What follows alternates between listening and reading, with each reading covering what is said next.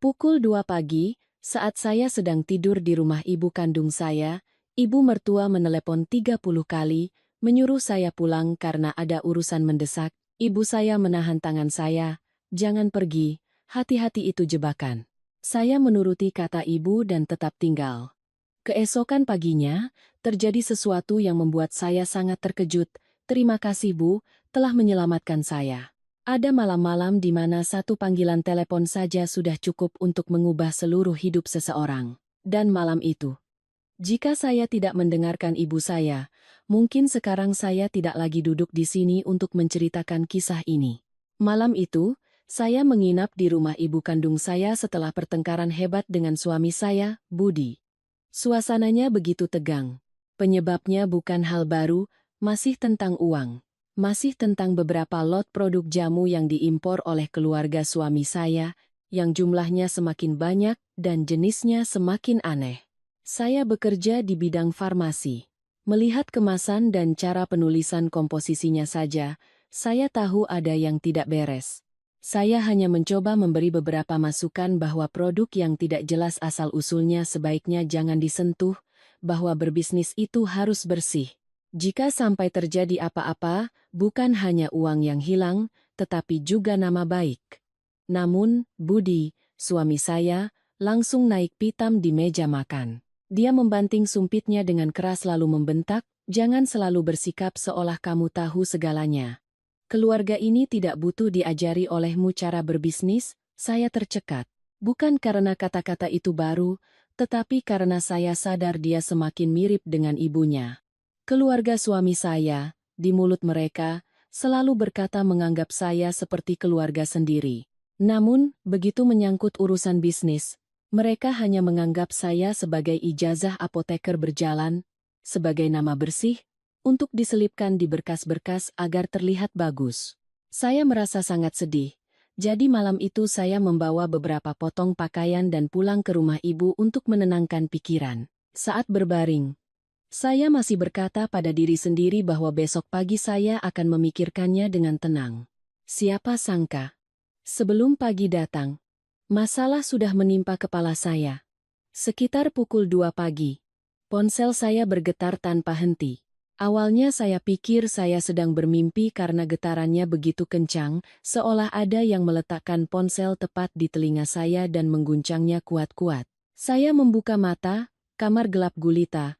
Hanya cahaya layar ponsel yang berkedip biru di atas nakas. Saya meraihnya. Dan begitu melihat layar, jantung saya serasa copot. 30 panggilan tak terjawab, semuanya dari ibu mertua saya, Ibu Wati. Diselingi beberapa panggilan dari Budi dan juga Dewi, adik ipar saya. Belum sempat saya menenangkan diri, ponsel berdering lagi, masih Ibu Wati. Firasat buruk menjalari punggung saya, membuat tangan saya dingin. Saya bangkit, baru saja menempelkan ponsel ke telinga. Suara melengking dan tergesa-gesa dari seberang sana menusuk telinga saya. "Maya, pulang sekarang juga dalam 20 menit, ada urusan hidup mati di rumah. Terlambat 1 menit, jangan salahkan ibu." Kalimat itu seperti seember air es yang disiramkan ke wajah saya di tengah malam. Saya begitu panik hingga menyibakkan selimut dan duduk tegak. Kaki saya baru menyentuh lantai dan sudah hendak meraih jaket untuk berganti pakaian. Tetapi tepat pada saat itu, ibu saya juga terbangun. Beliau tidak panik dan bertanya-tanya seperti yang saya bayangkan. Beliau hanya duduk dengan cepat. Tangannya yang kurus, namun kokoh menggenggam pergelangan tangan saya. Menahan saya di bawah cahaya lampu tidur yang kekuningan. Wajah ibu saya tidak panik sama sekali. Hanya menjadi dingin dengan cara yang tidak biasa.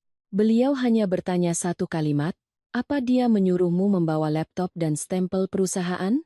Saya terdiam, seluruh tubuh saya seolah disiram air dingin dari kepala. Karena beberapa menit sebelumnya, di antara tumpukan pesan singkat dari Budi, ada satu baris yang tertulis jelas, "Bawa laptop, stempel perusahaan, dan map biru itu sekalian." Saya menoleh ke arah ibu. Tenggorokan saya kering kerontang. Saya terbata-bata berkata bahwa mungkin keluarga suami benar-benar dalam masalah. Mungkin ayah mertua kena stroke atau pabrik diperiksa mendadak sehingga mereka begitu panik. Saat saya bicara, Saya sendiri bisa mendengar kepanikan dalam suara saya, tetapi ibu saya langsung menepisnya. Beliau melepaskan tangan saya, duduk tegak, suaranya dalam namun tegas. Kalau keluarga itu benar-benar ada masalah, mereka akan menelepon ambulans atau polisi.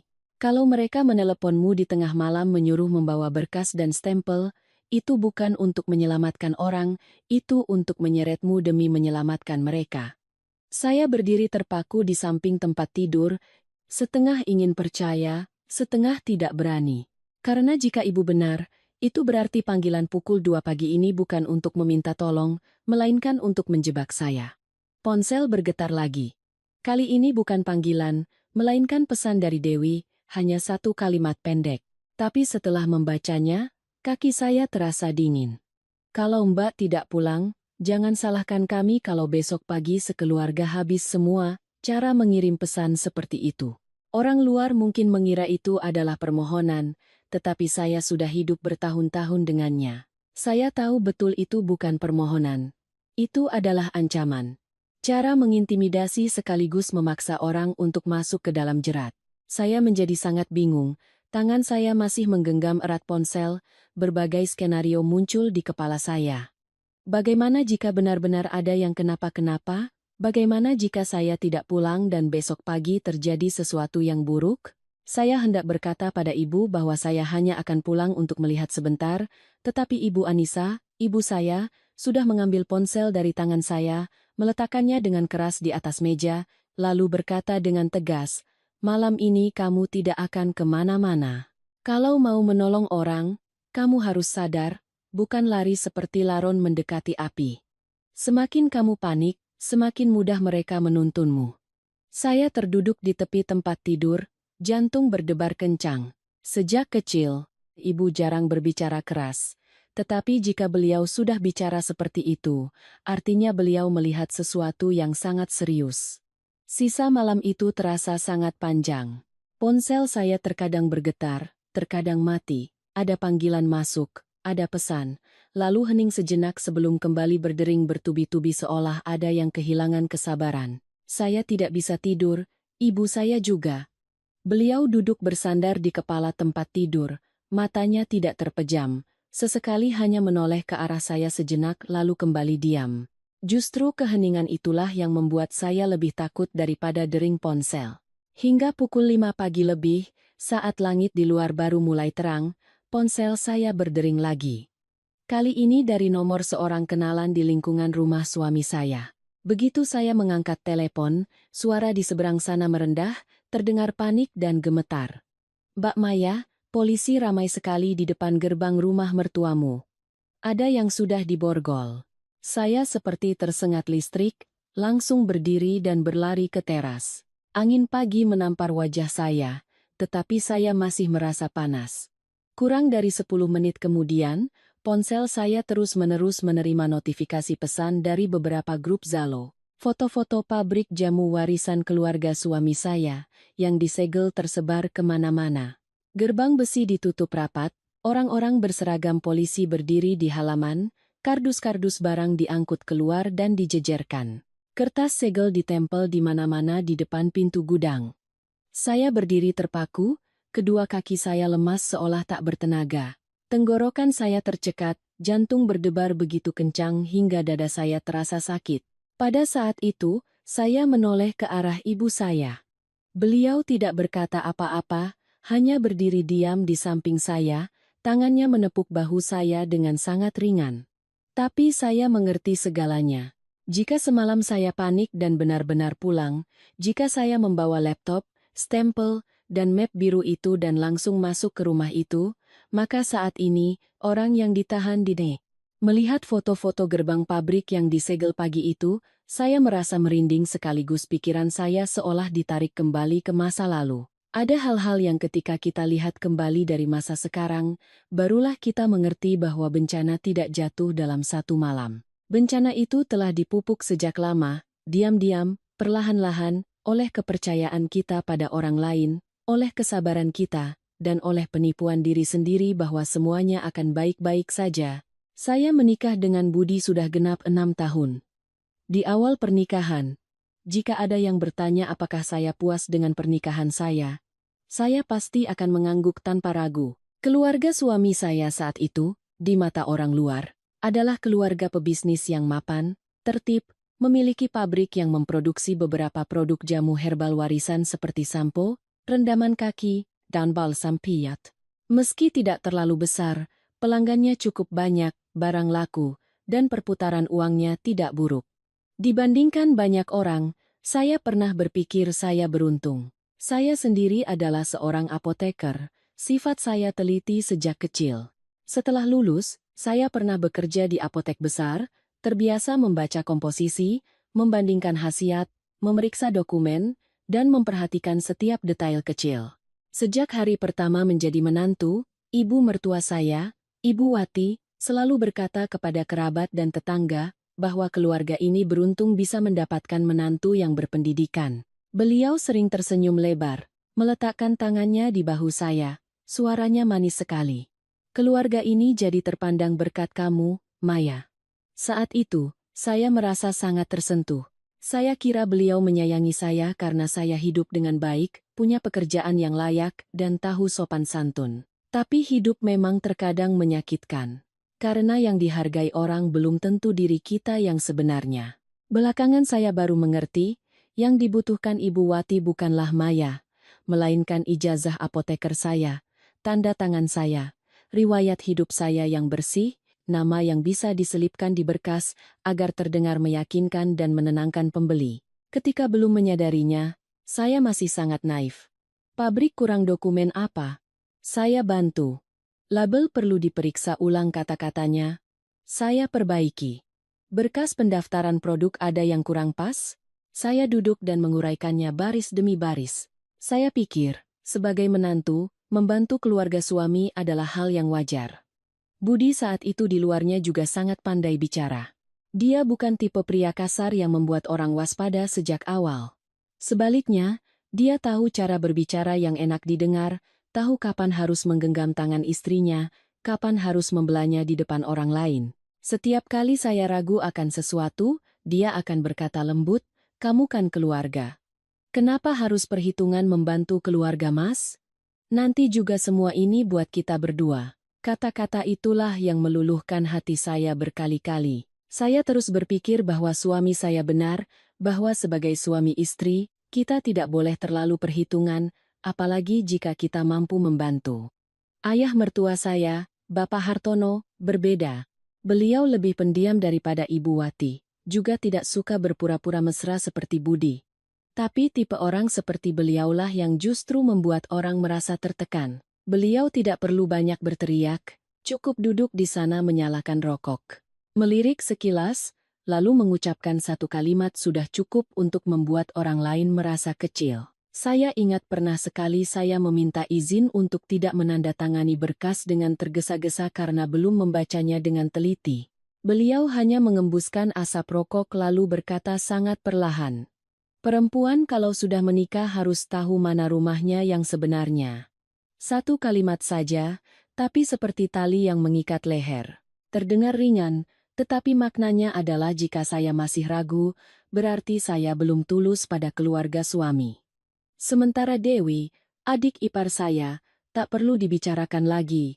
Dia tipe gadis yang di mulutnya tersenyum, tetapi sejak saya menjadi menantu, dia tidak pernah menganggap saya sebagai kakak ipar yang sesungguhnya.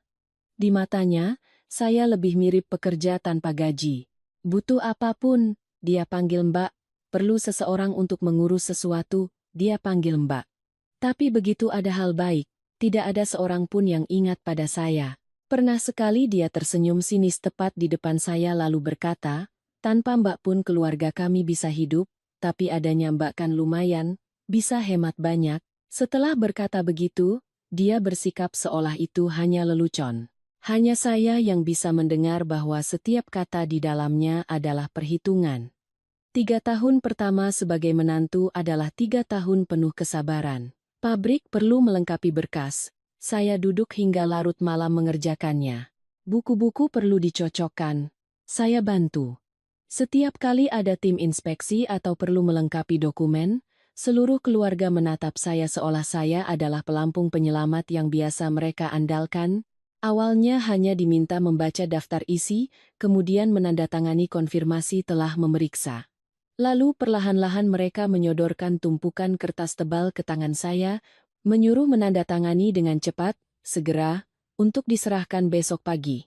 Pernah saya memegangnya dan bertanya ini surat apa? Ibu Wati yang sedang tersenyum langsung berhenti, bibirnya sedikit menyeringai. Di rumah sendiri urusan surat menyurat saja saling curiga. Bagaimana mau hidup bersama, nak? Kalimat itu membuat saya bungkam. Saya takut dicap sebagai menantu yang perhitungan, jadi saya kembali menelan semua keraguan saya. Ibu saya berbeda. Ibu Anissa tidak pernah ikut campur terlalu dalam urusan keluarga suami saya. Tapi beliau mengamati dengan sangat teliti. Pernah sekali saya pulang ke rumah ibu untuk makan, sambil membawa beberapa berkas untuk diperbaiki demi keluarga suami. Ibu saya melihatnya lalu bertanya, "Kenapa bisnis keluarga orang lain, tapi selalu kamu yang disuruh menandatangani di malam hari, saat terburu-buru begini?"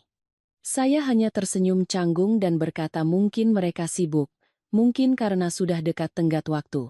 Ibu saya menatap saya sangat lama lalu berkata, "Semakin terburu-buru, semakin harus dibaca dengan teliti. Orang yang tulus tidak akan memaksamu menandatangani dalam keadaan panik."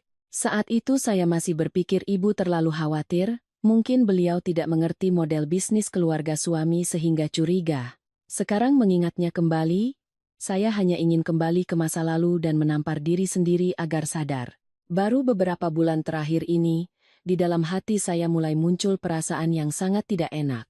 Pabrik keluarga suami tiba-tiba mengimpor banyak kardus aneh, tanpa label, tanpa faktur yang jelas, semuanya diantar saat larut malam atau hampir tengah malam, pengantar dan penerimanya sama-sama bertingkah mencurigakan. Setiap kali saya bertanya, Budi menepisnya, berkata bahan mentah memang begitu kelihatannya, jangan membesar-besarkan masalah. Tapi semakin saya lihat, semakin saya merasa tidak beres. Bau di gudang juga berbeda, dokumen semakin tidak jelas. Puncaknya adalah ketika keluarga suami mulai menyarankan agar saya menjadi penanggung jawab untuk surat izin baru dengan alasan agar orang luar lebih percaya. Saya menolak.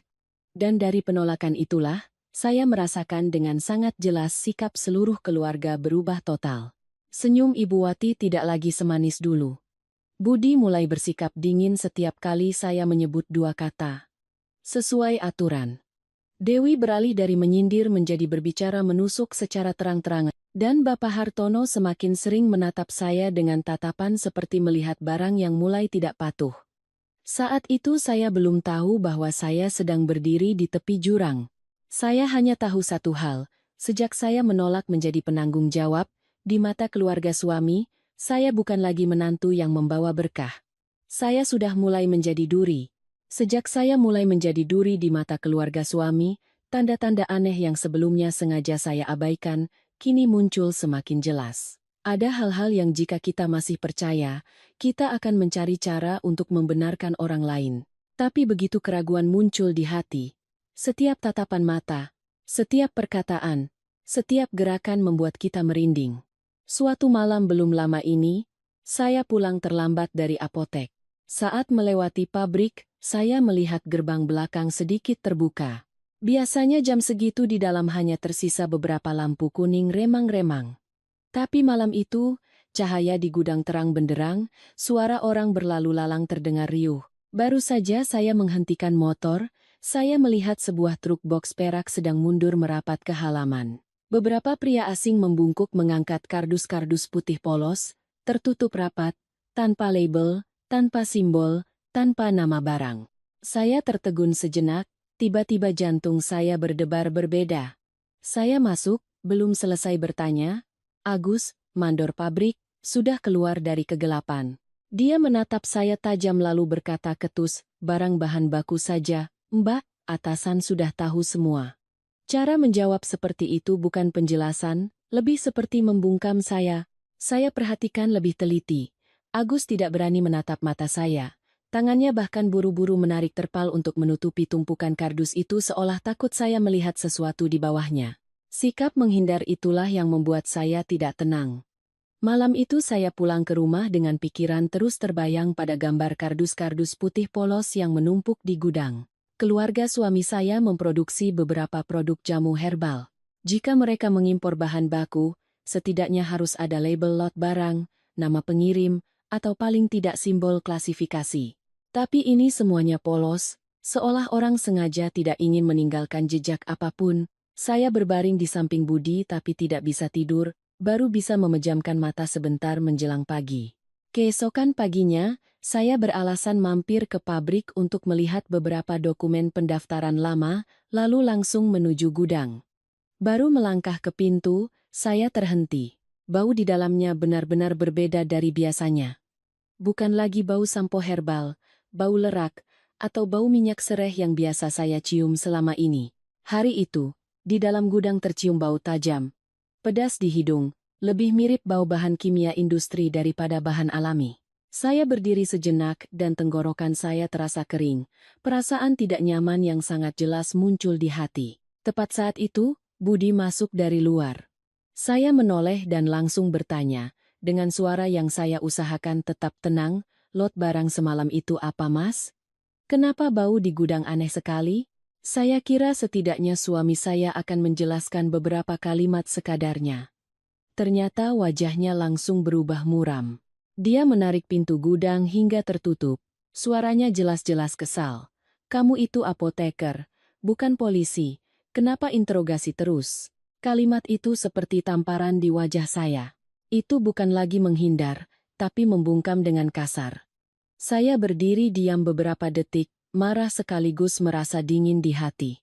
Ternyata hanya karena saya bertanya satu kalimat yang sangat wajar, saya sudah dianggap sebagai orang luar. Sejak hari itu, saya mulai lebih memperhatikan, dan semakin saya perhatikan, semakin saya melihat bahwa urusan di pabrik tidak lagi seperti yang diceritakan keluarga suami. Tidak lama kemudian, Ibu Wati membawa setumpuk kertas ke kamar saya, meminta saya menandatanganinya dengan cepat untuk mengejar lot barang baru. Suaranya saat itu terdengar sangat manis, bahkan pura-pura meletakkan tangannya di bahu saya seperti biasa. "Nak, tolong dilihat dan ditandatangani cepat ya. Pihak di bawah sudah menunggu." Saya mengambilnya untuk dibaca. Awalnya hanya berniat membaca beberapa baris utama, tetapi baru sampai di tengah halaman pertama, tangan saya terhenti. Di kolom penanggung jawab teknis, nama saya, Maya, sudah diketik di sana entah sejak kapan. Saya langsung meletakkan tumpukan kertas itu di tempat tidur, mendongak dan bertanya langsung, "Siapa yang mengisi nama saya di sini, Bu? Kenapa tidak bertanya dulu pada saya?" Sedetik sebelumnya masih manis, sedetik kemudian wajah Ibu Wati berubah total, bibirnya terkatup rapat, suaranya menjadi masam, "Menantu di rumah sendiri kok seperti orang asing. Nama kamu kan bersih, kalau tidak dipakai kan sayang?" Saya mendengar kalimat itu dan kepala saya seolah berdengung. Nama yang bersih. Akhirnya mereka mengakui juga apa yang mereka butuhkan dari saya selama ini, bukan tenaga, bukan hubungan kekeluargaan, melainkan nama bersih itu. Saya tidak banyak bicara, hanya mendorong tumpukan kertas itu kembali ke arahnya lalu berkata dengan sangat jelas, "Saya tidak akan tanda tangan. Dokumen yang belum saya baca teliti, isinya tidak jelas, saya tidak akan tanda tangan." Ibu Wati menatap saya dengan mata melotot seolah tidak percaya. Mungkin beliau sudah terbiasa dengan saya yang selalu mengalah begitu lama sehingga tidak menyangka kali ini saya berani menolak terang-terangan di hadapannya. Beliau mengambil tumpukan kertas itu dan turun ke bawah, wajahnya masam seperti cuka. Malam itu, suasana saat makan malam begitu dingin hingga suara sumpit beradu dengan mangkuk pun terdengar jelas. Budi makan dengan wajah muram, tidak menatap saya sama sekali. Beberapa saat kemudian, dia membanting mangkuknya lalu menunjuk lurus ke wajah saya. "Jangan pikir kamu punya ijazah lalu bisa seenaknya." Saya tercekat, belum sempat menjawab, Dewi sudah menyela, menyeringai sinis. "Atau Mbak takut kalau ada apa-apa nanti kena getahnya? Mbak pintar juga ya. Kalau menikmati enaknya cepat, giliran menanggung susah malah mundur." Saya duduk di sana. Kedua tangan saya terkepal di bawah meja hingga telapak tangan saya terasa sakit. Setiap kata-katanya pedas dan licik. Jelas sekali dia mencoba membuat saya merasa malu dan mengalah. Tapi kali ini saya tidak menelannya lagi. Saya menatap lurus ke seluruh keluarga, berkata perlahan setiap kata, apa yang sesuai aturan akan saya kerjakan, yang tidak jelas jangan dipaksa. Seluruh meja makan hening, tidak ada yang bicara lagi. Tapi saya mengerti. Sejak saat itu, saya benar-benar sudah berdiri di pihak yang berlawanan dengan mereka. Setelah makan malam hari itu, rumah terasa dingin seperti ruang pendingin. Beberapa hari Budi tidak berbicara sepatah kata pun pada saya. Ibu Wati keluar masuk, bertemu siapapun selalu menyindir bahwa menantunya sudah menikah tapi tidak tahu cara membantu, hanya tahu menjaga diri sendiri. Dewi setiap melihat saya selalu tersenyum sinis, setiap tatapan mata, setiap suara pintu ditutup, setiap langkah kaki di rumah membawa ketidaknyamanan yang sengaja ditujukan pada saya. Tapi yang benar-benar membuat saya merinding terjadi di suatu malam yang lain. Malam itu saya turun ke dapur untuk mengambil segelas air. Belum sempat masuk sepenuhnya, saya mendengar suara Dewi berbicara pelan dengan ibunya di sudut dapur. Suaranya pelan, tetapi setiap kata terdengar jelas di telinga saya. Dia keras kepala begini, harus ada cara untuk menyeretnya masuk. Jangan biarkan dia berdiri di luar. Kalau sampai bocor, kita semua habis. Saya berdiri terpaku di balik pintu, gelas di tangan saya terasa dingin. Tidak ada jawaban langsung, hanya suara Ibu Wati mendengus pelan. Satu kalimat itu saja sudah cukup membuat punggung saya merinding. Saya belum punya bukti apa-apa. Saya juga belum bisa memastikan apa yang sedang dilakukan keluarga suami dan sejauh mana. Tapi saya mulai mengerti satu hal yang sangat menakutkan. Mereka tidak hanya ingin saya membantu mereka lagi. Mereka ingin saya terikat sepenuhnya pada urusan mereka, sehingga jika ada apa-apa, saya tidak punya jalan untuk mundur. Setelah menguping percakapan itu di dapur, saya berdiri terdiam sangat lama di luar pintu. Gelas di tangan saya dingin, tetapi telapak tangan saya basah oleh keringat. Saya tidak masuk lagi, juga tidak membuat keributan, hanya diam-diam kembali ke kamar seperti bayangan. Tapi sejak saat itu, ada sesuatu dalam diri saya yang berubah total. Saya tidak lagi mencoba menenangkan diri bahwa saya sedang berpikir buruk tentang keluarga suami. Saya mulai percaya bahwa apa yang ibu saya peringatkan selama ini mungkin benar.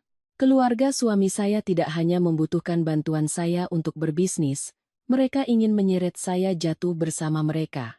Setelah saya menolak menandatangani berkas yang mencantumkan nama saya, sikap Ibu Wati berubah total. Tidak ada lagi kata-kata manis pura-pura seperti sebelumnya. Beliau mulai menyindir saya di setiap waktu makan. Caranya bukan dengan memaki-maki, melainkan setengah bercanda setengah serius. Cukup untuk membuat orang luar mengira itu tidak disengaja, tapi bagi orang dalam seperti saya, setiap kalimatnya terasa. Suatu hari saat sedang makan, beliau mengambil sayur dan meletakkannya di mangkuk Bapak Hartono lalu berkata dengan santai, menantu sekarang sekolahnya ketinggian, jadi meremehkan keluarga suami, badannya dirawat sama keluarga ini tapi merasa dirinya emas murni. Setelah berkata begitu, beliau tersenyum tipis, seolah itu hanya lelucon saat makan. Saya duduk di sana, tenggorokan saya tercekat. Setiap kali seperti itu, Budi sama sekali tidak membela saya, dia hanya menunduk makan atau pura-pura tidak mendengar. Justru keheningan itulah yang lebih menyakitkan daripada kata-kata Ibu Wati. Karena seorang suami, jika masih menganggap istrinya sebagai bagian dari keluarga, setidaknya harus tahu kapan harus menghentikan ibunya. Tapi dia malah membiarkan saya duduk di sana seperti sasaran tembak bagi seluruh keluarga. Lalu Budi mulai menekan dengan cara lain. Awalnya dia masih berbicara lembut, seperti mengatakan bahwa pabrik sedang kekurangan modal, pesanan sedang meningkat, keluarga kita harus memanfaatkan kesempatan untuk berekspansi, jika tidak ingin direbut orang lain. Kemudian dia beralih menyalahkan saya karena tidak memikirkan masa depan suaminya. Suatu hari saat sedang berganti pakaian untuk bekerja, dia berdiri bersandar di pintu menatap saya, lalu berkata satu kalimat yang membuat saya merinding, kamu jaga saja dirimu agar tetap bersih, nanti kalau Mas gagal, apa kamu bisa bahagia? Saya menoleh ke arah suami saya, merasa lelah dan bosan. Saya berkata, Jika ingin berbisnis dengan benar, sewa pengacara, sewa akuntan independen, buat berkas yang layak, daftarkan sesuai aturan, biarlah memakan sedikit waktu, lebih baik daripada serampangan lalu suatu hari nanti celaka semua. Saya tidak menyangka, baru mendengar itu, Bapak Hartono yang sedang duduk minum teh di ruang tamu, membanting cangkirnya ke meja. Suara cangkir membentur kaca begitu keras hingga saya terkejut. Beliau menoleh, matanya memerah karena marah, suaranya menggeram setiap kata. Keluarga saya sudah berbisnis puluhan tahun, tidak butuh perempuan mengajari.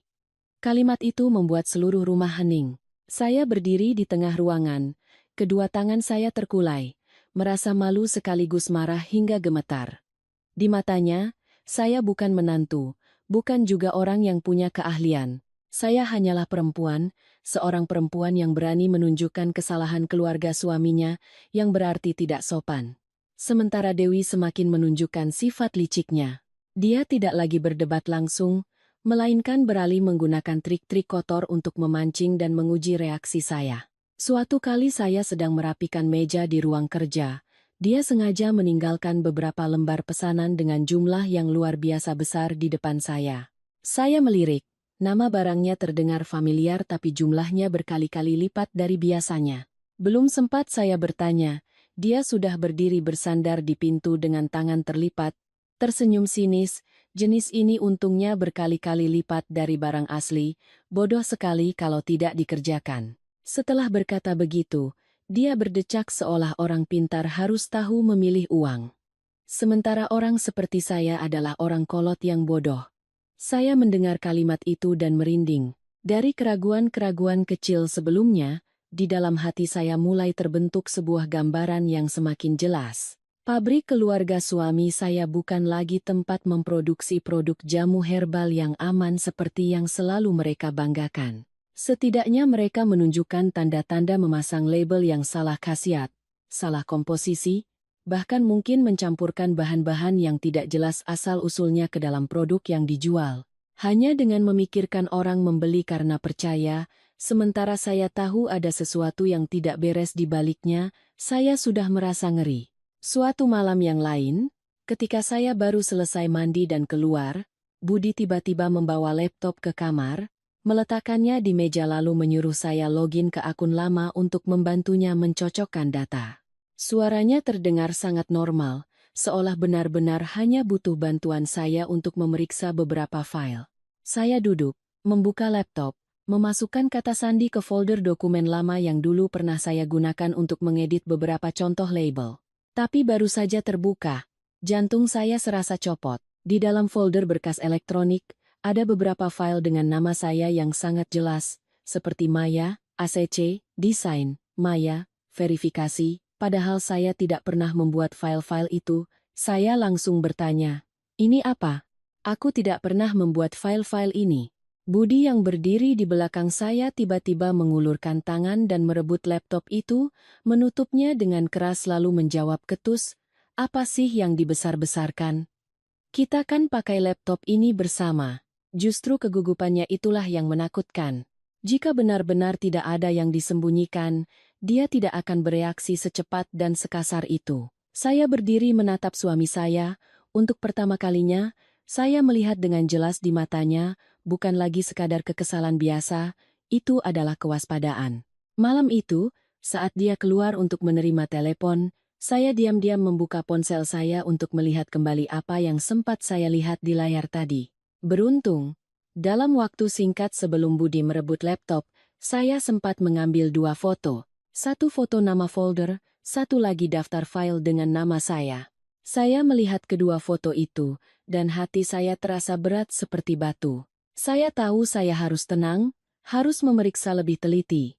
Tetapi saya juga mengerti bahwa keluarga suami mulai mencium bahwa saya tidak lagi semudah dikendalikan seperti dulu. Semakin lama di rumah itu, saya semakin merasa seperti hidup di antara sekelompok orang yang saling menatap sambil menyembunyikan pisau di belakang punggung. Suasana di rumah selalu mencekam. Setiap kali saya turun ke dapur, suara obrolan langsung berhenti. Setiap kali saya melewati ruang tamu, tatapan Ibu Wati dan Dewi langsung mengikuti, bahkan Budi. Pria yang telah bertahun-tahun tidur di samping saya, mulai memegang ponselnya erat-erat seolah takut saya menyentuh rahasia apapun. Karena itulah, saya beralasan rindu ibu dan meminta izin untuk pulang menginap semalam agar pikiran saya lebih tenang. Saya tidak mengatakan bahwa saya takut, juga tidak berani mengatakan bahwa saya curiga semuanya sudah keterlaluan. Saya hanya berkata di sini terlalu sesak. Saya ingin menengok ibu sehari lalu besok langsung berangkat kerja dari sana agar lebih mudah. Sebelum saya menarik koper keluar pintu, Ibu Wati masih berdiri di teras dan berkata dengan nada panjang yang masam, "Ada apa sih sampai marah begitu? Nanti orang luar lihat dikira keluarga ini menelantarkan menantu." Saya tidak menoleh karena saya tahu. Semakin saya menoleh, semakin saya mudah luluh. Dan yang tidak boleh saya miliki saat ini adalah keluluhan hati. Malam itu pulang ke rumah ibu, saya hanya bercerita sekilas. Saya belum berani menceritakan semua tentang file dengan nama saya di laptop, belum berani menceritakan perkataan Dewi di dapur, juga belum berani menunjukkan 2 foto yang baru saya ambil kepada ibu. Tapi mungkin setiap ibu begitu, hanya dengan mendengar beberapa potongan kecil, beliau sudah bisa mencium kejanggalan. Ibu saya duduk diam sejenak lalu berkata sangat pelan, "Kamu harus hati-hati. Mereka butuh namamu, bukan dirimu." Saya mendengar itu dan punggung saya terasa dingin. Kalimat itu terus terngiang di kepala saya sejak makan malam hingga naik ke tempat tidur. Dan tepat pada malam itu, saat waktu baru menunjukkan pukul 2 pagi, ponsel saya tiba-tiba bergetar tanpa henti seperti orang gila. Saya meraihnya, layar menyala terang dalam kegelapan. Puluhan panggilan bertubi-tubi muncul dengan satu nama yang familiar, Ibu Wati. Hanya dalam sekejap, semua yang terjadi beberapa bulan terakhir ini seolah terjalin menjadi seutas tali yang mengikat dada saya. Saya belum tahu apa yang menanti saya di seberang sana, tapi saya tahu satu hal dengan sangat jelas. Panggilan itu sama sekali tidak sederhana. Saya tidak akan pernah lupa perasaan berdiri di halaman rumah ibu pagi itu. Tangan saya gemetar hingga tidak bisa memegang ponsel dengan mantap. Mata saya terpaku pada video-video yang direkam orang di depan gerbang pabrik keluarga suami saya. Langit baru mulai terang. Embun belum hilang sepenuhnya. Tapi di luar sana sudah ramai seperti pasar yang bubar. Gerbang besi pabrik ditutup rapat, di depannya ditempeli kertas segel di mana-mana. Beberapa orang berseragam polisi keluar masuk, setiap kardus barang diangkut keluar dan dijejerkan di halaman, di sampingnya ada kemasan-kemasan putih polos, gulungan-gulungan label, dan botol-botol yang belum ditempeli stiker tergeletak di meja pemeriksaan. Saya melihatnya dan terkejut. Meskipun sudah curiga sebelumnya, meskipun di dalam hati sudah menduga bahwa bisnis keluarga suami saya tidak sebersih yang mereka banggakan, saya tetap tidak menyangka kejadiannya akan sebesar ini. Pabrik yang selama ini dibanggakan Ibu Wati sebagai sumber penghidupan keluarga. Ternyata dari luar saja sudah lebih mirip sarang barang palsu yang terbongkar daripada tempat produksi yang layak. Ibu saya berdiri di samping, tidak berkata apa-apa, hanya meminta saya memberikan ponselnya untuk dilihatnya kembali setiap video. Semakin beliau lihat, wajahnya semakin muram. Saya belum sempat pulih dari keterkejutan, Budi menelepon. Kali ini suaranya tidak lagi muram dan ketus seperti semalam, tetapi berubah total menjadi lembut dan panik, terdengar menjijikan. Begitu saya angkat, dia langsung berkata bertubi-tubi, "Maya, kamu pulang ya. Hanya kamu yang bisa menyelamatkan keluarga ini. Kamu cukup bilang semalam kamu ada di pabrik. Kamu sedang mengurus berkas bersama semua orang. Kamu cukup bilang begitu saja." Saya berdiri terpaku, seluruh tubuh saya seolah tenggelam dalam air dingin. Satu kalimat itu saja sudah cukup untuk membuat semua kepingan puzzle di kepala saya menyatu. Mereka tidak memanggil saya pulang untuk menyelamatkan orang. Mereka tidak memanggil saya pulang karena ada urusan mendesak yang menyangkut nyawa seperti yang diteriakkan Ibu Wati pukul 2 pagi. Mereka memanggil saya pulang untuk menyeret saya ke tempat kejadian.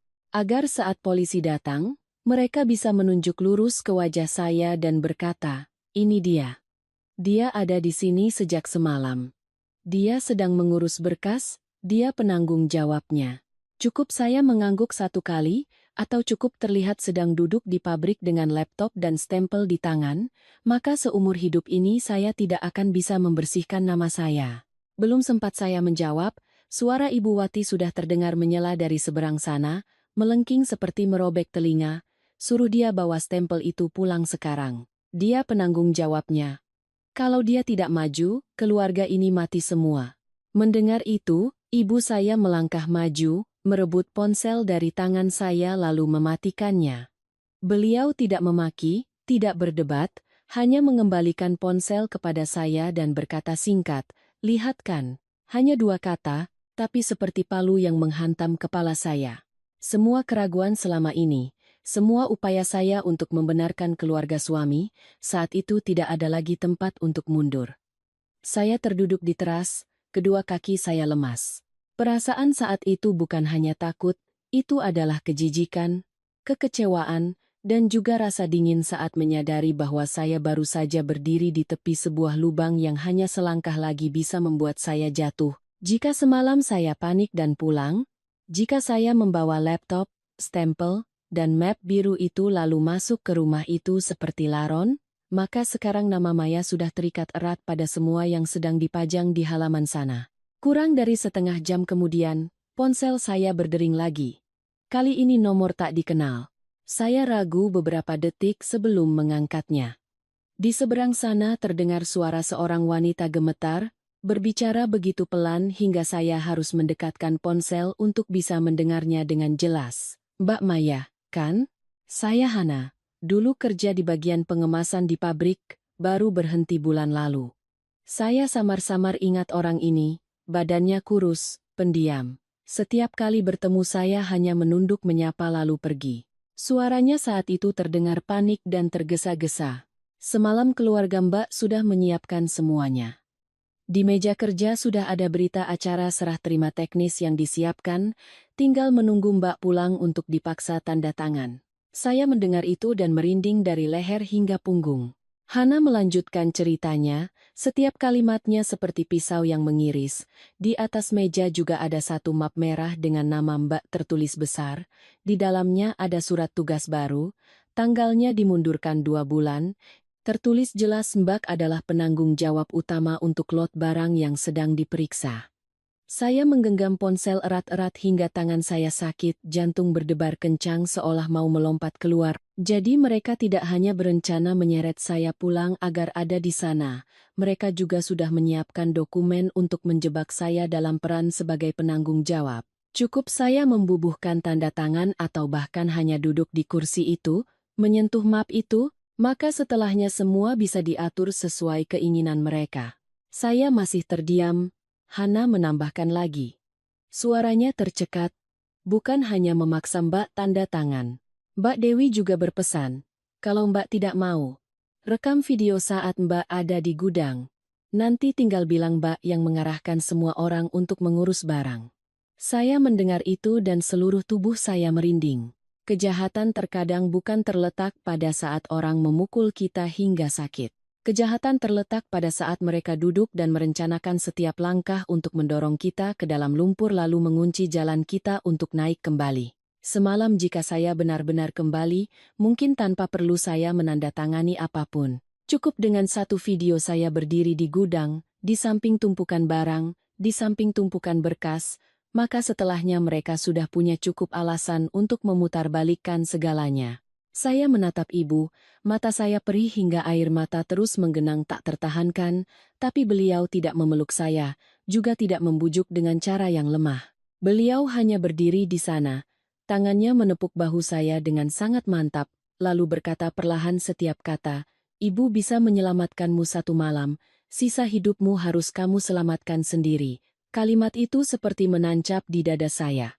Benar, semalam ibu bisa menahan tangan saya. Tapi mulai hari ini, jika saya masih luluh, masih takut gunjingan, masih naif percaya pada 2 kata keluarga, maka tidak ada yang bisa menarik saya lagi. Saya menyeka air mata, menarik napas dalam-dalam lalu membuka kembali ponsel. Saya melihat kembali setiap foto yang telah saya ambil diam-diam sebelumnya, kardus-kardus putih tanpa label, file-file berkas elektronik dengan nama saya di laptop pabrik. Jejak-jejak berantakan yang sebelumnya masih ingin saya tunggu. Sekarang tidak perlu menunggu lagi. Semuanya sudah terlalu jelas. Saya duduk tegak, menggenggam ponsel di tangan, berkata pada diri sendiri, sekaligus memutus bagian terakhir dari kelemahan di hati saya. Kali ini saya tidak akan lari pulang untuk dijerat. Saya akan membiarkan mereka membayar harga dengan jebakan yang mereka siapkan untuk saya. Baru saja saya menyelesaikan kalimat itu pada diri sendiri, mengira setidaknya akan ada beberapa menit untuk bernapas. Ternyata bencana tidak memberi saya waktu untuk tenang sejenak pun, ponsel di tangan saya kembali bergetar hebat. Kali ini masih budi. Saya melihat layar yang menyala terang dan tenggorokan saya kering. Entah kenapa, hanya dalam waktu kurang dari 1 pagi, nama yang dulu membuat saya merasa tenang itu, kini membuat saya merasa seperti ada pisau yang menempel di leher. Saya menekan tombol jawab. Suara di seberang sana tidak lagi memohon dengan pura-pura seperti tadi. Budi berbicara sangat pelan, sangat rendah, tetapi setiap kata seperti pisau tumpul yang mengiris telinga. Maya, jangan bodoh. Kamu itu istri Mas, kalau keluarga ini jatuh, kamu juga tidak akan bersih. Saya berdiri terpaku di tengah halaman. Kalimat itu lebih menakutkan daripada teriakan Ibu Wati pukul 2 pagi, karena itu adalah konfirmasi paling telanjang bahwa dia tahu betul keluarganya sedang terjerumus dalam masalah apa, dan tahu betul saya bisa terseret bagaimana. Dia tidak lagi berperan sebagai suami yang menyayangi istri. Dia mulai berbicara dengan suara seseorang yang ingin mencekik orang lain. Belum sempat saya bersuara, Ibu Wati sudah merebut ponsel di seberang sana. Suaranya melengking dan masam menyembur seperti air panas yang disiramkan ke wajah. Menantu macam apa yang melihat keluarga suami kena musibah, malah kabur ke rumah ibunya. Kamu mau membiarkan seluruh keluarga mati menggantikanmu? Hidupmu itu tidak ada harganya ya? Saya gemetar, jantung berdebar tidak karuan, tetapi belum sempat panik, ibu saya sudah melangkah maju. Menjauhkan ponsel dari telinga saya lalu berkata singkat dan dingin, dia tidak akan mati menggantikan siapapun. Siapa yang berbuat, dia yang bertanggung jawab. Satu kalimat itu saja sudah cukup untuk membuat seberang sana meledak. Saya masih samar-samar mendengar Ibu Wati meneriakkan beberapa kata-kata keji lagi, tetapi ibu saya sudah mematikan telepon. Saya menoleh ke arah ibu, bibir saya bergetar tanpa bisa berkata apa-apa. Yang paling membuat saya takut saat itu bukan lagi soal pabrik yang disegel, melainkan cara keluarga suami saya beralih dari memohon menjadi mengancam hanya dalam beberapa menit. Mereka tidak lagi repot-repot menyembunyikan tujuan sebenarnya. Mereka mulai menggunakan wajah asli mereka, memaksa, mengancam, dan mengingatkan saya bahwa saya adalah istri di rumah itu, dan karena itu, saya harus bertanggung jawab menarik mereka ke atas, meskipun harganya adalah menghancurkan hidup saya sendiri. Kurang dari 1 jam kemudian, ponsel saya bergetar lagi. Kali ini bukan panggilan, melainkan pesan dari nomor tak dikenal. Saya membukanya dengan tangan yang dingin. Di dalamnya ada foto KTP saya, ijazah apoteker saya, dan beberapa berkas lama dengan tanda tangan asli saya yang dulu pernah saya serahkan kepada keluarga suami untuk difotokopi demi melengkapi dokumen. Terakhir, ada satu baris kalimat pendek yang membuat saya merinding. Mau hidup tenang? Tahu dirilah.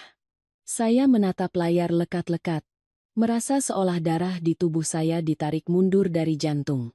Mereka tidak hanya ingin memaksa saya menerima peran di pabrik itu, mereka juga sudah menyimpan setumpuk dokumen saya, menyiapkan jalan untuk menghancurkan saya dengan apa yang pernah saya percayakan kepada mereka. Saya belum pernah merasa sebodoh ini. Selama bertahun-tahun, saya selalu berusaha bersikap baik. Selalu berpikir saya adalah bagian dari keluarga sehingga mereka tidak akan tega menyakiti saya. Ternyata setiap salinan, setiap stempel, setiap lembar kertas dengan tanda tangan asli saya bisa menjadi tali gantungan. Saya terduduk di kursi, dada saya terasa berat seperti ditindih batu, tapi ibu saya tidak membiarkan saya tenggelam dalam kepanikan. Beliau meletakkan buku catatan dengan keras di meja, menarik kursi dan duduk di hadapan saya lalu berkata tegas, duduk dan tulis semuanya untuk ibu. Kapan kamu melihat barang aneh? Kapan mereka menyuruhmu tanda tangan? Kapan kamu menolak? Siapa berkata apa? Ingat apapun, tulis semua. Saya masih linglung. Ibu sudah menunjuk ke arah pulpen, kalau mau selamat, ingatanmu harus lebih tajam dari mereka. Kalimat itu seolah menyadarkan saya.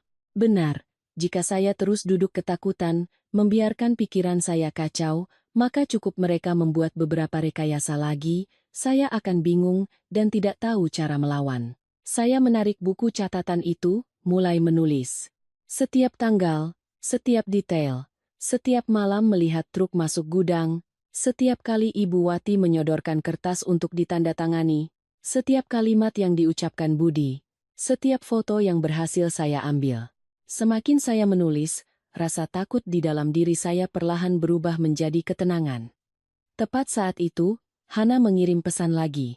Dia berkata pagi ini sebelum polisi masuk, Dewi panik menarik sebuah map merah dan berlari ke belakang pabrik, tapi tidak sempat. Satu detail itu saja sudah cukup untuk membuat jantung saya berdebar berbeda. Jika Dewi masih panik menyembunyikan barang di saat-saat terakhir, berarti bukti asli masih ada. Berarti, keluarga suami saya belum sempat menghapus semua jejak. Dan itu juga berarti, jika saya cukup tenang, saya belum tentu kalah. Tapi belum sempat saya berpegang pada sedikit harapan itu, Budi mengirim pesan suara lagi.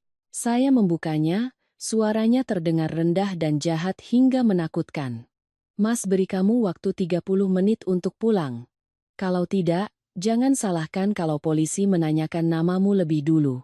Tidak ada lagi basa-basi, tidak ada lagi pembicaraan suami istri, tidak ada lagi moralitas keluarga, tidak ada lagi suara lembut yang pura-pura.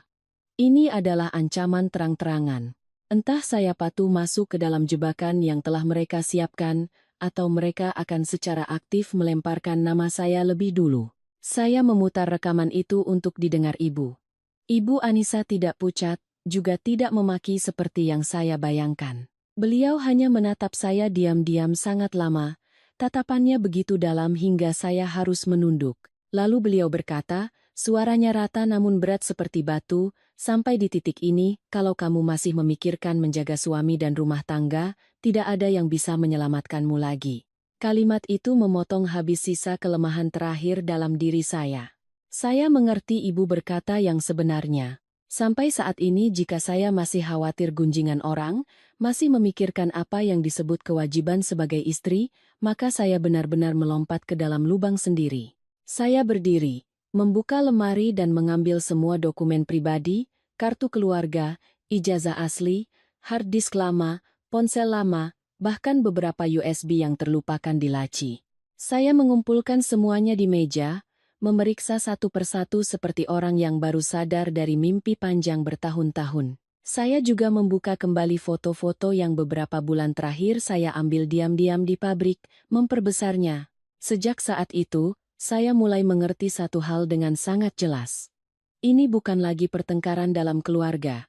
Saya tidak lagi berdiri dalam konflik antara menantu dan keluarga suami. Saya sedang diburu. Menjelang siang, pikiran saya terasa pekat seperti dia sapi. Saya membuka pintu balkon berniat menghirup udara segar agar tidak sesak, tapi baru saja melihat ke bawah gerbang, jantung saya serasa copot. Mobil Dewi yang familiar terparkir tepat di sana.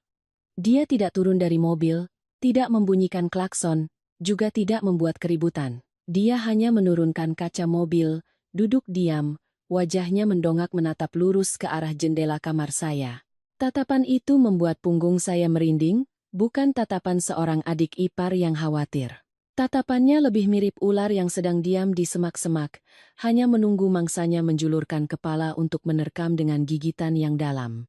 Saya masih berdiri terpaku di balik jendela, belum sempat mundur, di bawah sudah terdengar suara gedoran gerbang yang keras. Suara logam bergetar nyaring di tengah siang yang sunyi di gang kecil itu membuat beberapa tetangga serentak membuka pintu untuk melihat. Segera setelah itu terdengar suara melengking Dewi yang sengaja dipanjangkan agar seluruh lingkungan mendengarnya. Mbak Maya, buka gerbangnya. Mbak sembunyi begitu sama saja membunuh seluruh keluarga saya. Mbak bersembunyi di rumah ibu kandung memangnya bisa bersih? Saya belum sempat bereaksi. Ibu saya sudah berjalan lurus dari dapur ke halaman. Beliau tidak panik, juga tidak berlari membuka gerbang seperti orang yang takut gunjingan. Beliau hanya berdiri di dalam, Matanya menatap tajam menembus jeruji besi, dingin. Saat itulah saya baru melihat dengan jelas bahwa Dewi tidak datang sendiri. Selain dia, ada dua kerabat dari pihak ayah mertua, seorang bibi jauh dan seorang paman sepupu yang hanya pernah saya temui beberapa kali di acara keluarga. Ketiganya berdiri di depan gerbang seolah sedang menangkap basah, wajah mereka masam, tangan dan kaki mereka bergerak-gerak. Ibu saya hanya bertanya satu kalimat, suaranya dingin, "Kamu datang ke sini untuk memanggil orang atau untuk berakting?" Dewi mendengar itu dan terdiam sejenak, tapi hanya sedetik, lalu dia mengubah nada bicaranya secepat kilat. Dia mengusap matanya seolah sedang menangis hebat lalu berkata dengan suara tercekat yang sangat meyakinkan. "Tante bicara begitu, kasihan saya. Keluarga saya benar-benar sedang kena musibah.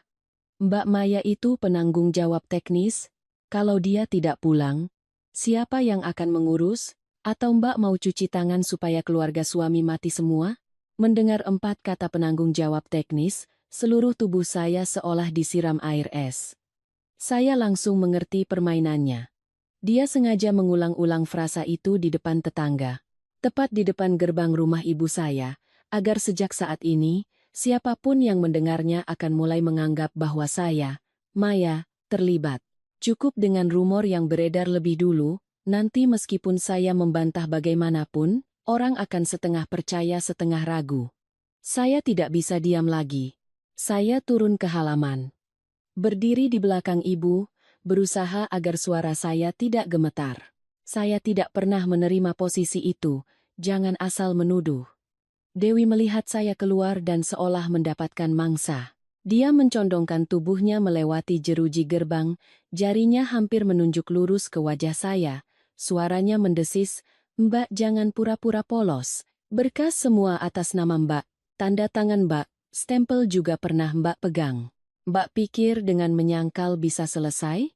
Kalimat itu membuat saya merinding hingga ke tulang, bukan karena saya takut dia berbicara keras, melainkan karena setiap kata yang diucapkannya berbau persiapan.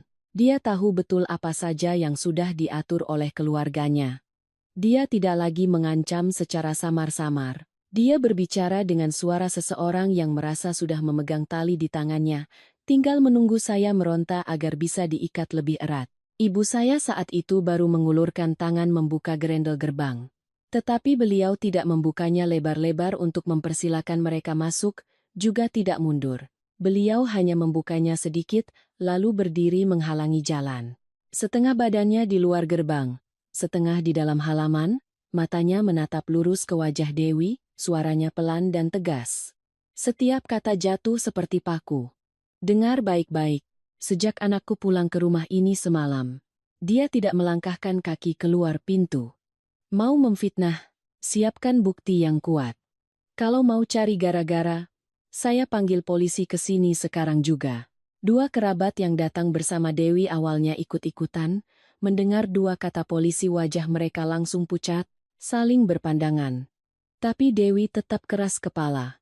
Dia menggigit bibir, matanya melirik ke sana kemari lalu tiba-tiba merendahkan suaranya, lebih pelan, lebih jahat. "Mbak Maya, Mbak tahu Mas Budi pegang apa? Kalau Mbak tidak pulang, jangan salahkan kalau hidup Mbak hancur." Setelah berkata begitu, dia merogoh tasnya, mengeluarkan sebuah amplop lalu melemparkannya ke dalam gerbang. Amplop itu jatuh tepat di dekat kaki saya. Saya membungkuk untuk mengambilnya. Tangan saya gemetar tapi pikiran saya anehnya menjadi jernih. Di dalamnya ada fotokopian surat pendaftaran produk. Di kolom penanggung jawab teknis, nama saya tercetak jelas. Bagian tanda tangannya sekilas terlihat seperti tanda tangan asli, tapi cukup dengan melihatnya sekilas, saya langsung tahu. Goresan penanya kaku, tebal tipisnya tidak alami, bagian bawah hurufnya sedikit miring, persis seperti hasil pindaian yang dipotong dari dokumen lama lalu ditempelkan. Benda ini bisa menipu orang luar, tapi bagi orang yang mengenal tanda tangannya sendiri seperti saya, ini terlihat sangat konyol. Baru saja saya mendongak, Dewi sudah tersenyum sinis. Senyum seseorang yang percaya baru saja melancarkan serangan mematikan. Dia berbicara keras sengaja agar tetangga mendengar. "Lihat kan?" katanya bersih. Lalu kenapa nama Mbak ada di sini? Belum sempat saya menjawab, ibu saya sudah merebut kertas itu dari tangan saya. Melirik sekilas lalu mendengus dingin. Fotokopian saja dibawa untuk mengancam orang. Kamu pikir semua orang bodoh seperti keluargamu? Setelah berkata begitu, beliau melipat kertas itu menjadi dua dan memasukkannya ke tangan saya seolah mengingatkan saya untuk menyimpan bukti. Dewi terdiam sejenak, wajahnya memerah.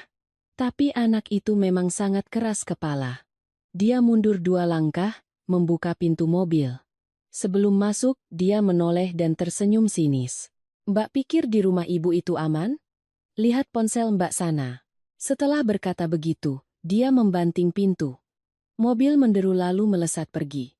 Meninggalkan kepulan debu tipis dan beberapa pasang mata penasaran dari para tetangga. Saya berdiri terpaku di tengah halaman, jantung berdebar kencang hingga dada saya sakit. Ibu saya menoleh dan berkata, "Buka ponselmu." Baru saja saya membuka ponsel, beberapa detik kemudian saya melihat pesan dari seorang kenalan di kalangan pedagang bahan jamu. "Mbak, ada apa? Kenapa ada gosip Mbak kabur setelah pabrik digerebek?" Lalu satu pesan lagi, satu panggilan tak terjawab lagi. Lalu sebuah tangkapan layar dari grup pedagang di sekitar wilayah itu. Di sana, sebuah akun anonim baru saja melempar satu kalimat singkat namun beracun.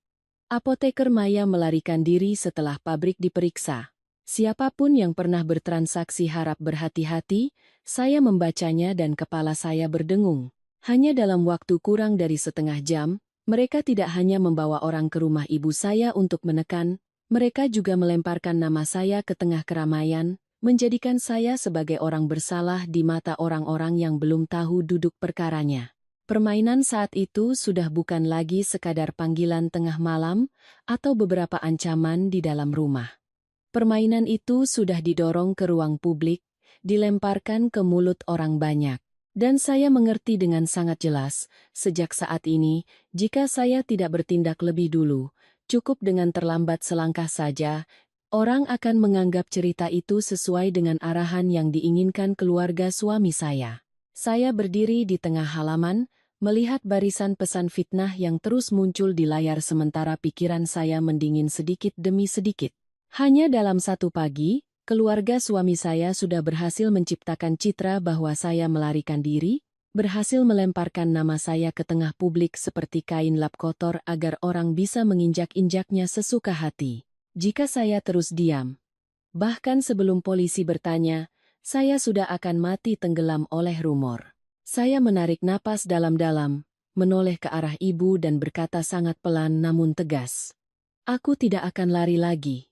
Ibu saya menatap saya sekilas, tatapannya tidak terkejut. Mungkin beliau sudah menunggu kalimat itu sejak pagi. Saya membuka kembali nomor telepon Hana, menekan panggil. Di seberang sana, telepon berdering sangat lama sebelum diangkat. Suaranya gemetar, baru terdengar sudah ketakutan. "Mbak Maya, saya tidak berani terlibat lebih jauh. Kalau keluarga itu tahu saya bicara, saya bisa mati."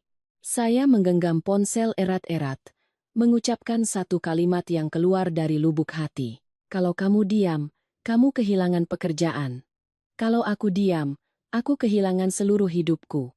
Seberang sana hening. Hening hingga saya kira dia sudah mematikan telepon. Lalu beberapa detik kemudian, Hana menghela napas dan berkata pelan, "Kalau begitu, Mbak datang ke warung kopi lama dekat pasar saja." Saya ke sana. Ibu dan saya berganti pakaian, mengunci pintu, lalu segera pergi. Warung kopi itu terletak di sebuah gang kecil dekat pasar lama, meja dan kursinya rendah, atap sengnya panas, tapi karena letaknya tersembunyi di dalam gang, tidak banyak orang yang memperhatikan. Hana datang sekitar 10 menit setelah kami. Dia memakai topi dan masker, baru masuk sudah menoleh ke belakang beberapa kali seolah takut ada yang mengikuti. Duduk di kursi. Tangannya masih gemetar hingga gelas es teh di tangannya tumpah. Tanpa basa-basi, dia merogoh saku jaketnya, mengeluarkan sebuah USB kecil berwarna hitam, meletakkannya dengan cepat di meja lalu mendorongnya ke arah saya. "Saya salin ini sebelum berhenti," katanya.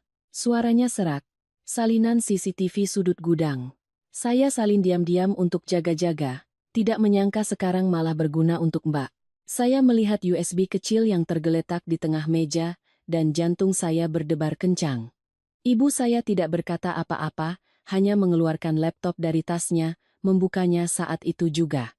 Saya mencolokkan USB. Tangan saya juga gemetar tidak kalah dengan Hana. Folder video muncul, saya mengklik file pertama. Video terbuka, gambarnya agak gelap, tapi masih cukup jelas. Sudut pandangnya dari atas menyorot miring ke pintu gudang.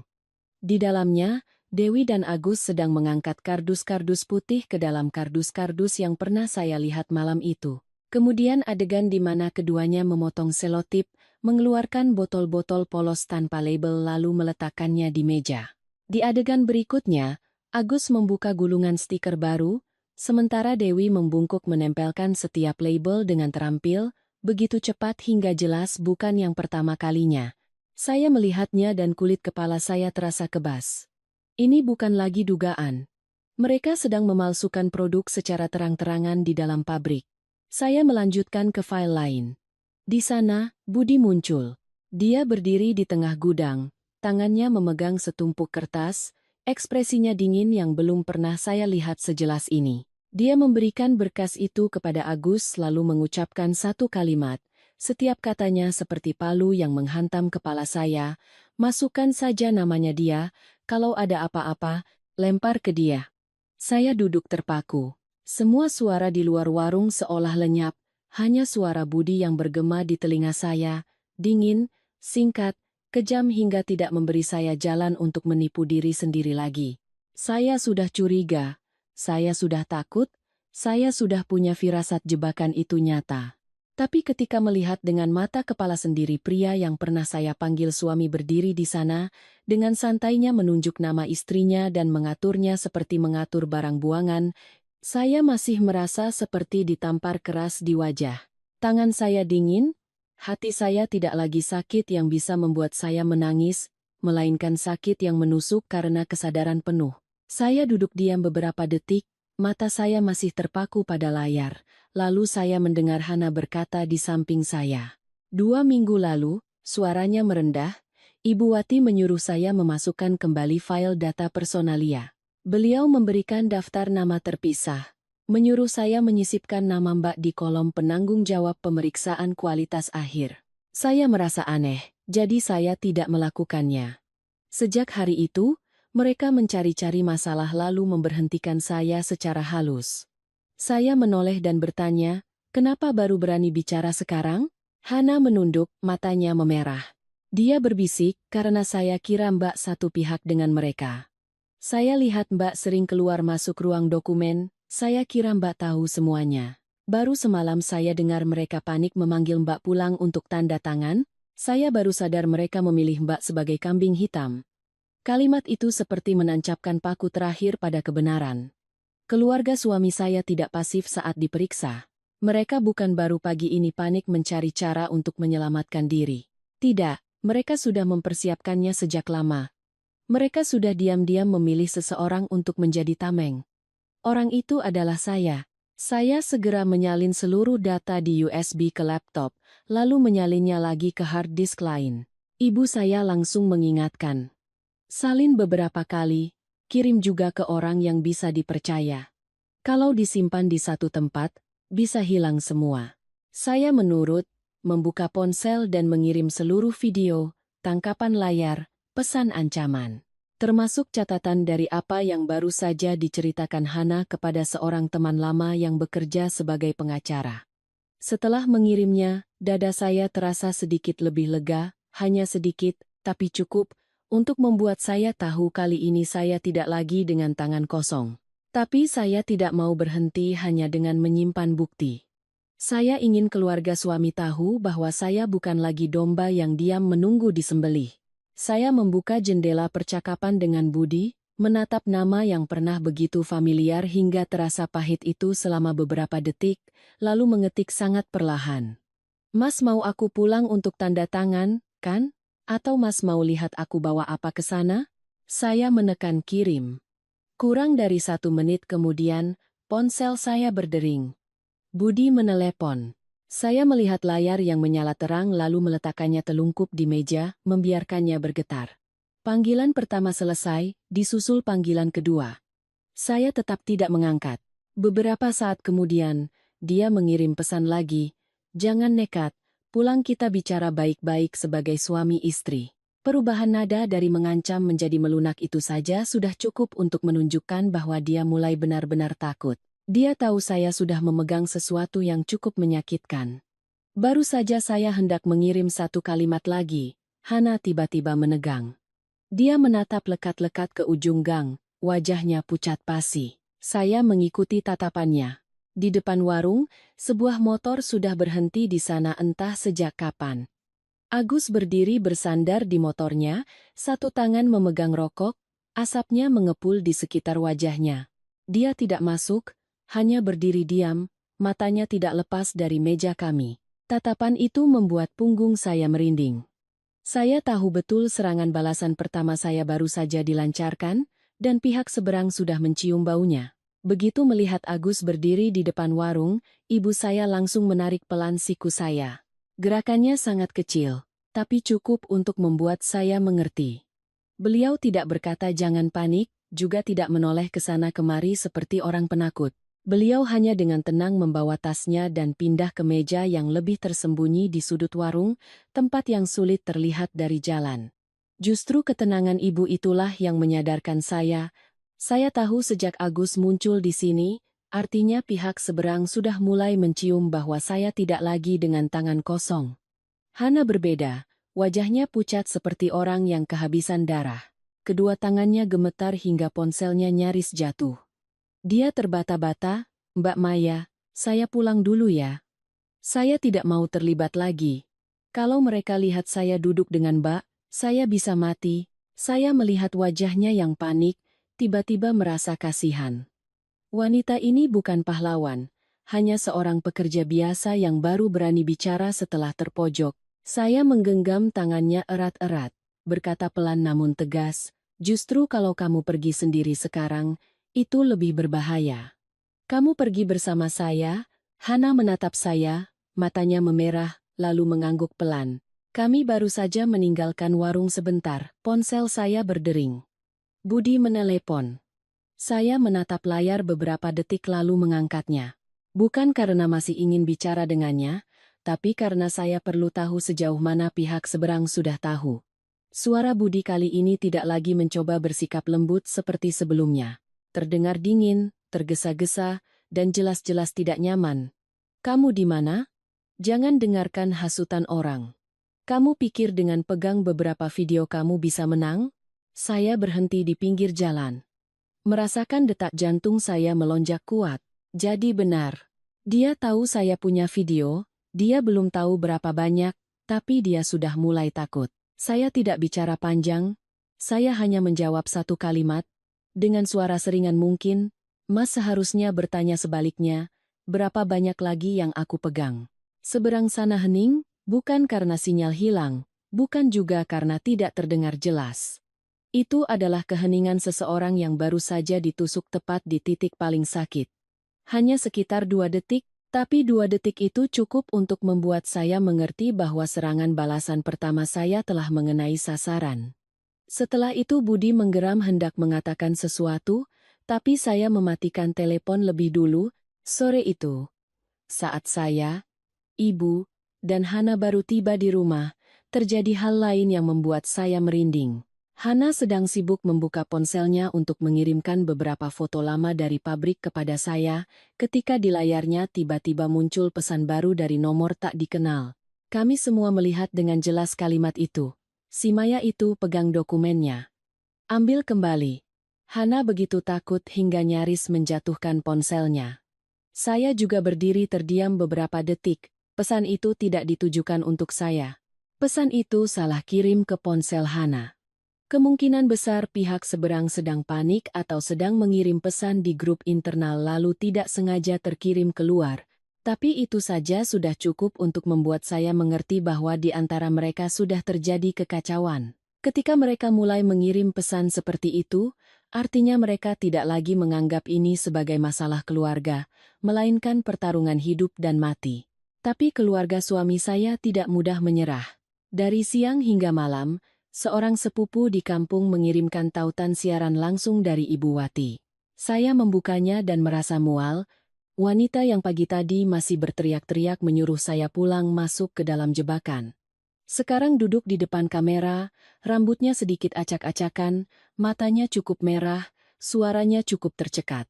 Berakting persis seperti seorang ibu mertua malang yang dikhianati menantunya. Beliau bercerita berputar-putar bahwa keluarganya sedang kena musibah, menantunya membawa kabur berkas dan menyusahkan seluruh keluarga, lalu sambil menangis beliau mengucapkan satu kalimat yang terdengar mengerikan, "Saya sayangi dia seperti anak sendiri." Tidak menyangka dia malah berbalik menggigit seluruh keluarga. Di kolom komentar, ada yang benar-benar percaya, ada yang memaki saya tidak tahu terima kasih, ada yang bilang menantu zaman sekarang memang mengerikan. Saya menontonnya dan seluruh tubuh saya terasa panas. Cara beraktingnya itulah yang paling menakutkan. Tidak perlu bukti, tidak perlu benar atau salah, cukup menangis dulu, mengeluh dulu, lalu siare. Yang hatinya lembut akan memihak pada saya hendak segera memposting sesuatu untuk membantah. Tapi ibu saya menahan tangan saya. Beliau menggelengkan kepala. Suaranya tenang hingga menakutkan. Jangan emosi.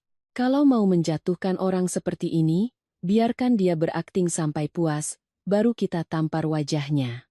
Saya menatap ibu dengan kagum sekaligus merinding. Benar, semakin lama bersama beliau saat ini, saya semakin mengerti mengapa orang yang berpengalaman tidak pernah membuang tenaga untuk berdebat dengan emosi. Malam harinya, saya dan ibu menata semua bukti di meja. Video CCTV, foto kardus barang, pesan ancaman, fotokopian tanda tangan yang dipotong tempel, semua yang Hana ingat.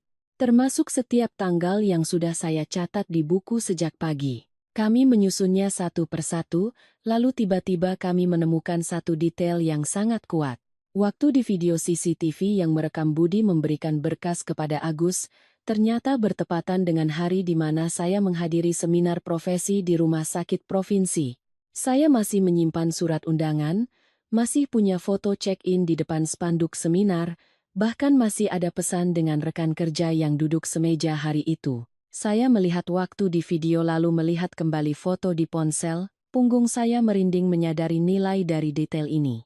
Ini tidak hanya membuktikan bahwa saya tidak ada di pabrik saat berkas itu disiapkan, tapi juga membuktikan bahwa penyisipan nama saya di dokumen adalah tindakan yang dilakukan di belakang saya. Tepat saat saya tidak ada di sana untuk tahu, untuk bereaksi, atau untuk mencegahnya. Artinya, mereka tidak bisa beralasan bahwa saya sudah tahu semuanya sejak awal, justru kekosongan waktu itulah yang menjadi tali penggantung bagi mereka. Baru saja saya hendak bernapas lega, ponsel berdering lagi. Kali ini bukan Budi, bukan Ibu Wati, juga bukan nomor tak dikenal. Itu adalah polisi dari polsek setempat. Orang di seberang sana berkata singkat, mengundang saya besok pagi untuk memberikan keterangan terkait beberapa hal yang berhubungan dengan pabrik keluarga suami. Jantung saya berdebar kencang. Akhirnya gelombang besar yang sesungguhnya datang juga. Bukan lagi sekadar ancaman lewat telepon, bukan lagi akting di depan gerbang rumah, bukan juga beberapa rumor di internet. Semuanya sudah memasuki tahap yang berbeda. Malam itu saya tidak bisa tidur. Saya berbaring di samping ibu dengan mata terbuka menatap langit-langit. Mendengar setiap suara kendaraan di luar gang saja sudah membuat jantung saya berdebar. Menjelang pagi, saat saya baru bisa memejamkan mata sejenak, terdengar suara motor berhenti tepat di depan gerbang. Ibu saya dengan pelan duduk, berjalan ke depan, dan mengintip dari jendela, lalu kembali masuk. Beliau tidak menyalakan lampu, hanya berdiri di ambang pintu kamar, suaranya sangat pelan tapi terdengar mengerikan.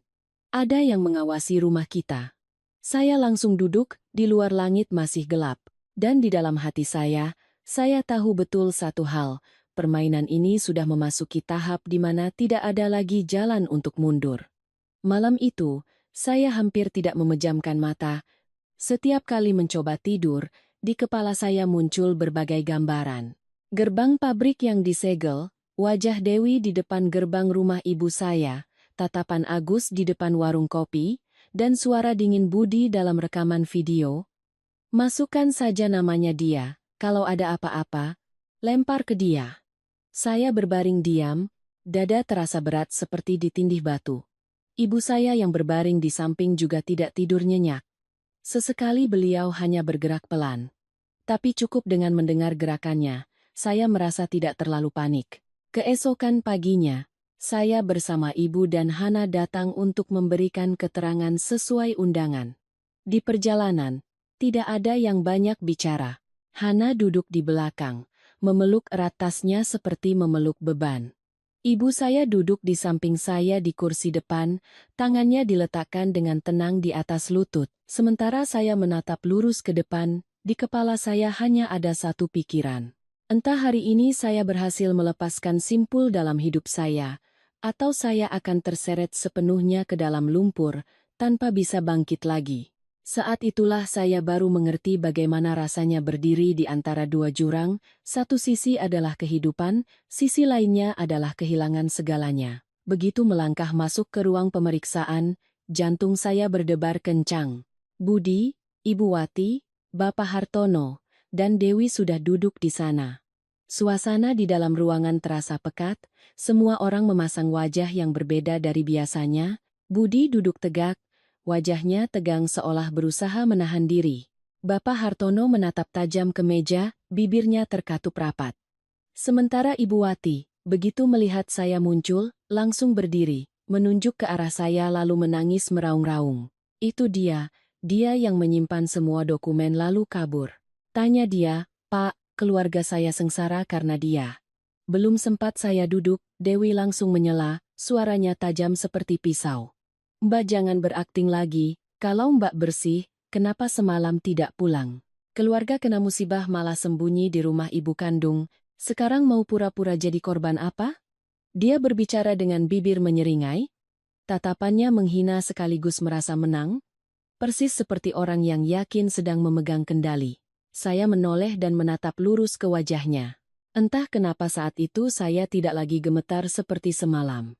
Mungkin ketika seseorang sudah terlalu terpojok, rasa takut akan berubah menjadi sesuatu yang dingin. Saya menjawab setiap kata dengan pelan dan jelas, karena orang yang tidak bersalah tidak punya kewajiban untuk pulang dan masuk ke dalam jebakan.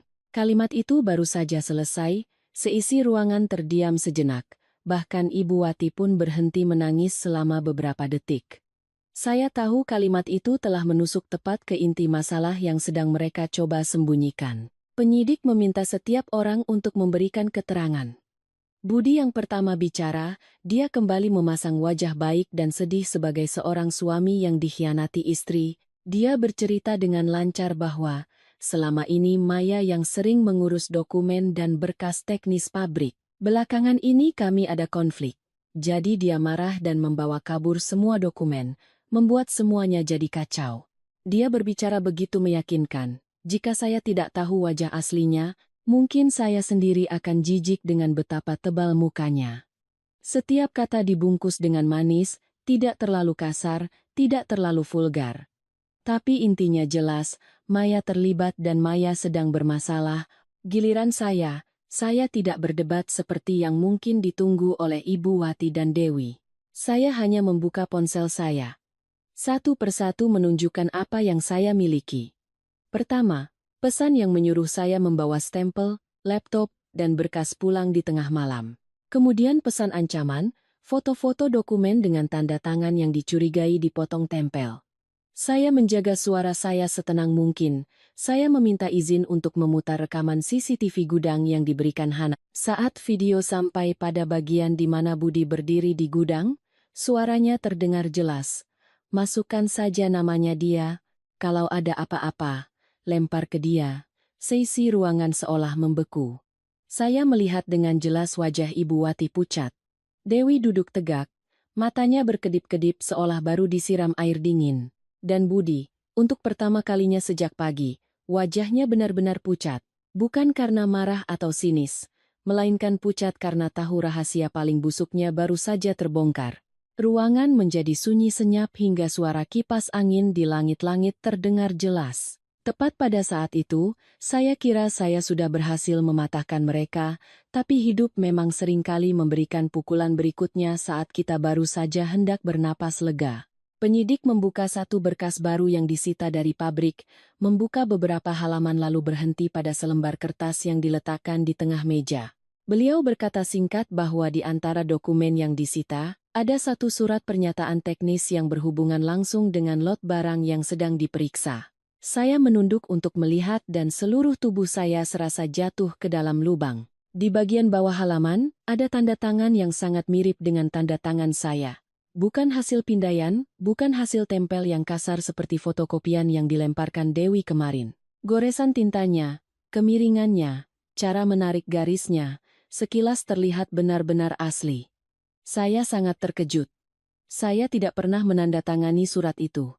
Saya tahu betul saya tidak pernah menyentuhnya, tapi justru karena terlalu mirip dengan aslinya, keterkejutan itu terasa begitu menyakitkan. Dalam sekejap, di kepala saya muncul berbagai kemungkinan. Jika ini palsu, maka